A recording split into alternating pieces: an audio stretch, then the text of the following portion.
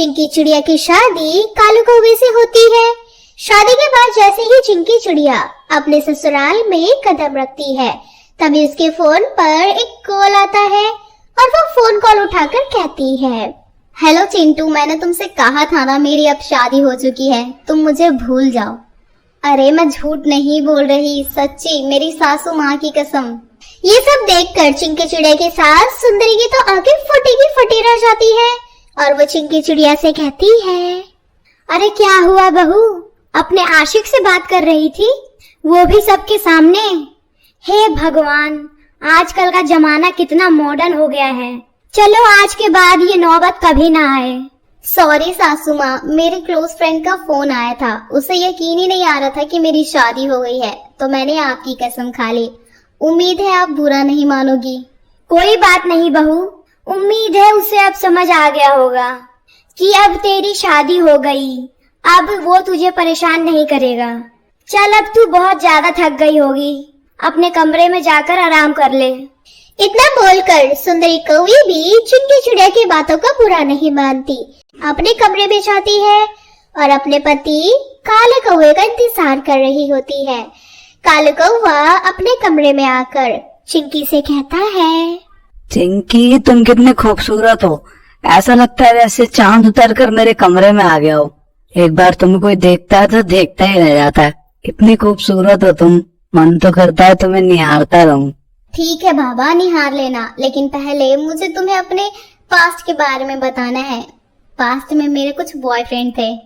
ओह चिंकी, मुझे कुछ नहीं सुनना, मुझे तुम्हारे पास्ट से कोई मतलब नहीं है, लेकिन प्रेजेंट टाइम में तुम मेरी हो और मैं तुम्हारा, और आगे फ्यूचर में हम दोनों एक दूसरे के ही रहेंगे। अब हमारे बीच कोई ना आए, अगर हमारे बीच सब कुछ सही चलता है तो मुझे तुम्हारे पास से कोई फर्क नहीं पड़ेगा। दोनों आपस में बातें करके प्यार भरे लम्हे साथ में बिताते हैं।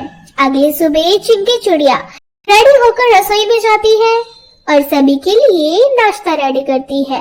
तभी उसकी सास सुंदरी कौवी रसोई में आकर उससे कहती है, बहू तू तो बहुत फास्ट है, तूने इतनी जल्दी सुबह सुबह सबके लिए नाश्ता बना लिया, और आज ये दूध इतना ज्यादा कैसे बच गया? सासू माँ, बात ये है कि ये दूध वाला मेरा जानकार का था, इसलिए मैंने डिस्काउंट में 1 लीटर दूध ज्यादा मांग लिया और उसने दे भी दिया। हे भगवान, मेरी बहू के आशिक दूध वाले भी हैं? मुझे तो पता ही नहीं था। ये कैसी बहू मैं अपने घर ले आई। चल बहू, मैं भी तेरी मदद कर देती हूँ। इतना बोलकर सुंदरी कौवी भी चिंकी चिड़िया की हेल्प करवा देती है और नाश्ता करके कालू कौवा ऑफिस के लिए निकल जाता है। तभी सुंदरी कौवे की पड़ोसन बबली कबूतरी घर आकर कहती है, अरे सुंदरी, जरा नई बहू का चेहरा तो दिखा दे। वो क्या है ना, तूने मुंह दिखाई की रस्म कल शाम को रखी है और मैं आज ही अपनी बहन से मिलने उसके घर जा रही हूँ, तो मैंने सोचा मैं तेरी पड़ोसन हूँ, मैं तेरी बहू का मुंह आज भी देख लूंगी, तो तुम मुझे मना कोई ना करेगी। आओ आओ बबली बहन, बहू अभी कमरे में गई है, आती ही होगी। इतने में चिंकी चिड़िया बबली कबूतरी के सामने आती है। चिंकी चिड़िया को देखकर बबली कबूतरी के तोते उड़ जाते हैं और वो कहती है, सुंदरी बहन, ये तुम्हारी बहू है? बबली आंटी, आप यहाँ पर कैसे? तुम दोनों एक दूसरे को कैसे जानती हो? मैं बताती हूँ सुंदरी बहन, मेरा बेटा कॉलेज में इसके साथ पढ़ता था और दोनों एक दूसरे से प्यार करते थे। फिर मेरा बेटा पढ़ने के लिए विदेश चला गया और इसके घर वालों ने इसकी शादी तुम्हारे बेटे के साथ करा दी। खैर वैसे तो मैं मुंह दिखाई के लिए आई थी, पर देखी दिखाई की क्या ही मुंह दिखाई करना। इतना बोलकर बबली कबूतरी वहाँ से चली जाती है और सुंदरी कौवी के मन में कड़वे बीज बो जाती है। सुंदरी कौवी खुद से कहती है, हे भगवान, इस करमजली के कितने प्रेमी हैं, ना जाने किस किस के आगे ये मेरी नाक कटवाएगी अब। इतना सोचते हुए सुंदरी जहर का घुट पीकर बैठ जाती है। थोड़ी देर बाद बंटी कबूतर राशन डिलीवरी करने घर आता है। चिंकी चिड़िया को देखकर राशन डिलीवरी वाला बंटी कबूतर कहता है, अरे चिंकी, तुम यहाँ कैसे? कितने सालों बाद तुम्हें मैं देख रहा हूँ। अरे बंटी, तुम यहाँ, तुम ये सब काम कब से करने लगे? स्कूल में देखा था तुम्हें, कुछ टाइम बाद तुमने स्कूल छोड़ दिया, तब से तुम्हें आज देख रही हूँ। अरे यार, इसी गली में मेरे पापा की राशन की दुकान है, तो कोई लेबर खाली नहीं थी, इसलिए मैं ही राशन डिलीवरी करने आ गया। और अच्छा हुआ इस बहाने तुमसे मुलाकात भी हो गई। दोनों बातें कर ही रहे होते हैं, तभी सुंदरी कौवी उनकी सारी बातें सुन लेती है। अपनी सास को देखते हुए चिंकी चिड़िया कहती है, अरे सासू माँ, ये बंटी कबूतर है मेरा। अरे बस बस बहू, तू मुझे क्या बताएगी, मुझे सब पता है। ये भी तेरा ही कोई प्रेमी होगा। वैसे भी पता नहीं कितने प्रेमी लेकर घूम रही है, करमजली, नासपीटी, कलमुही। इतना बोलकर सुंदरी अपने कमरे में चली जाती है और खुद से बोलती है, जब मेरी बहू के इतने आशिक शादी से पहले थे तो 20-21 तो अब भी होंगे। मुझे जासूसी करनी पड़ेगी। उस दिन के बाद से सुंदरी कौवी अपनी बहू की जासूसी करने लगती है। ऐसे ही वक्त बीतता जाता है। एक दिन सुंदरी कौवी घर वापस लौटती है और वो देखती है कि घर में चिंकी चिड़िया किसी गैर पक्षी से बातें कर रही होती है।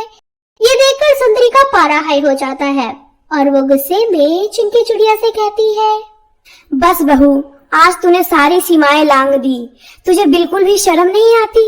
36 आशिक लेकर घूम रही है और मेरे पीछे से अपने आशिक को घर बुलाकर उससे बातें कर रही है। ये सारी बातें कालू कौवा सुन लेता है और अपनी माँ से कहता है, क्या हुआ माँ, आप चिंकी को ऐसा क्यों बोल रहे हो? अरे मुझसे क्या पूछ रहा है, इससे ही पूछ। मैं कीर्तन में क्या गई, ये मेरे पीछे से अपने प्रेमी को घर बुलाकर उससे हंस हंस कर बातें कर रही है। मैं टाइम से आ गई, इसीलिए इसकी सारी पोल खुल गई।